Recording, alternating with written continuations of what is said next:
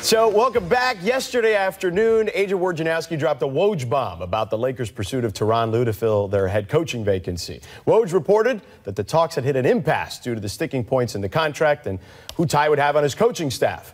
The Lakers had hoped Lue would have Jason Kidd on his staff, who impressed the Lakers when he interviewed for the vacant position himself. The details of the Lakers' contract offer to Lue were 3 years and $18 million. According to Woj, Lue and his representation wanted 5 years and a salary commensurate with a championship-caliber coach.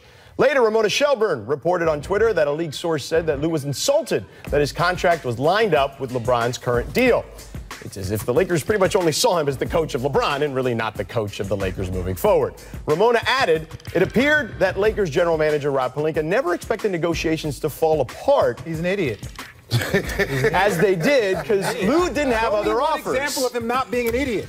By the way, the Cavs still owe Lue more than $10 million on his current contract.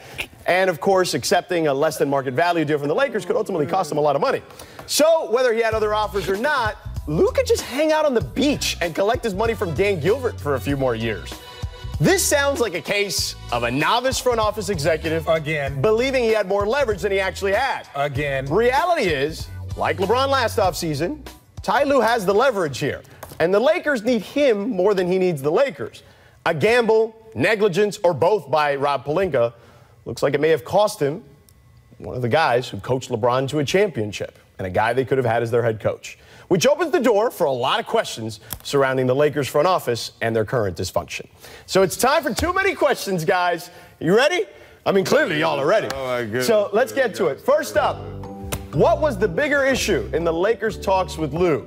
Not giving him a 5-year deal or asking for Jason Kidd to be on his coaching staff? Richard, what do you think? That's like asking Kawhi to come be the backup for Kevin Durant. Right?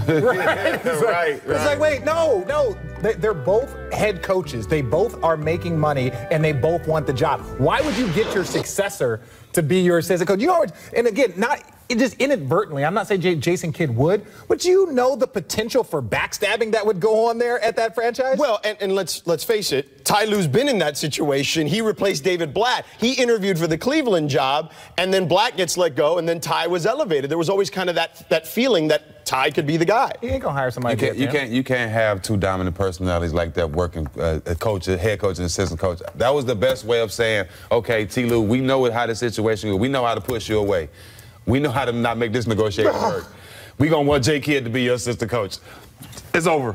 And, of course, and the money, man. Get your money right. You know what I'm saying? Paying him less than Luke. Yeah. Frank Vogel is meeting with the Lakers brass today to discuss their current vacancy. Our Dave McMenamin is reporting that. Frank Vogel, confirming an LA Times report. Steven, who should be their top target right now? Who? Mike Jones. Mike Jones? Who? Man, it sure shouldn't be Vogel.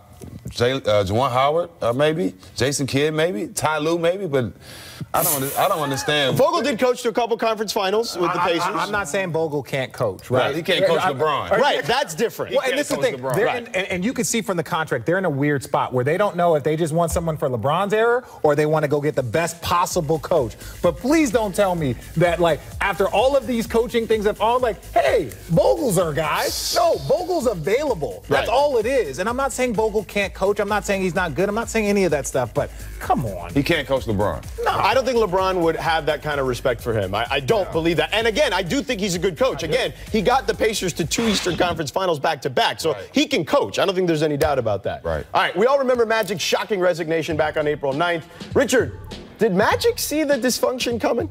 Well, Magic was a part of this dysfunction, and he only added to the dysfunction. So he saw it. 100% he could see it coming. And one of the things with Magic and what I know is that Magic was supposed to be eating popcorn right now, watching his team play, right? And then when it went sideways, he wasn't going to have the 28th pick, and he wasn't going to have the 2 pick. Do you know how hard it is when you have the 12th pick or the 9th pick, and you got to work out 28 guys, and you are actually going to be held accountable by who you draft? When you got the 2 or 3 pick, it's easy. When you got the 28th pick, no one cares. And now all of a sudden he's going to have to work? Come on now. That's a tough situation to be in. Magic been around the organization for a long time, so I'm pretty sure he's seen all this about to happen. Well, and let's not forget, that night on the resignation, he talked about backstabbing and stuff happening in whispers and corners and things of that nature. He talked about backstabbing, and then the Lakers wanted T. Lue to hire Jason Kidd. Yeah, it makes no sense. That makes no sense. But by the way, the backstabbing, we all assumed it was just Pelinka. Maybe it was also the Rambis family, too, because they seem to have a lot of power in this situation now. You never know what's going on right now. It's a crazy situation over there, but I know one thing. LeBron has to get control of it because it's all going to fall back. But he's always been somewhat reluctant about that stuff, hasn't he? Yeah. He's trying to fall back. He's trying to fall back. He falls back more than people actually really believe.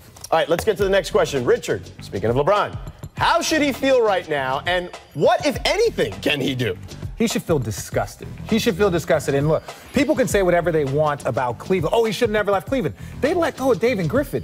They let go of Griff after Griff had all of that amazing run. Then 6 games into the year this year, they fired T. Lue, who just won a championship and went to 2 finals with them. Right. So let's not make it seem like Cleveland was this beacon of consistency. Yeah, not at all. Like, it was like all of a sudden he left. So I just think right now, Bron is in a very, very tough spot because he knows he's out there trying to convince other guys to come play for the Lakers.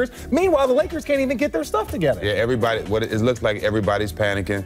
They figure we get LeBron, we're definitely in the playoffs. Not being in the playoffs right now, not having a coach, Magic stepping down, there's a lot going on. It looks like a soap opera right now. LeBron, I think he craves structure. You know, you played with him, right? So, like, when he went to Miami, he got that. He talked about it in that Sports Illustrated interview about how he wants to bring that culture and all that to Cleveland. He did that. He brought in James Jones, Mike Miller, guys like you were added to the roster, whatnot.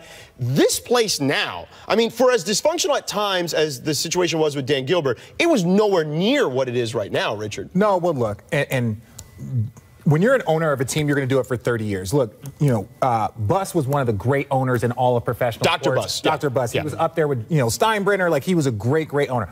And Jeannie's going to get better, right? Jeannie has to go through these bumps and these ups and downs. Unfortunately, she's going to go through these bumps. Though? Is she going to get better? If she keeps trusting these people, she's not going to get better. But these people won't be there for 10 years if this keeps going on. Jeannie still will be there. Eventually, she's going to find somebody that will help her. But right now, she's not going to let the Rambises or Rob Pelinka continue doing this and be the laughingstock of sports, not even the NBA, the laughingstock of sports because of how great the franchise is. They have to be loyal to something, to build. They got to start somewhere. You got to start somewhere.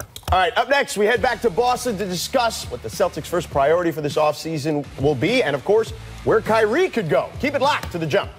Don't matter. The check the same.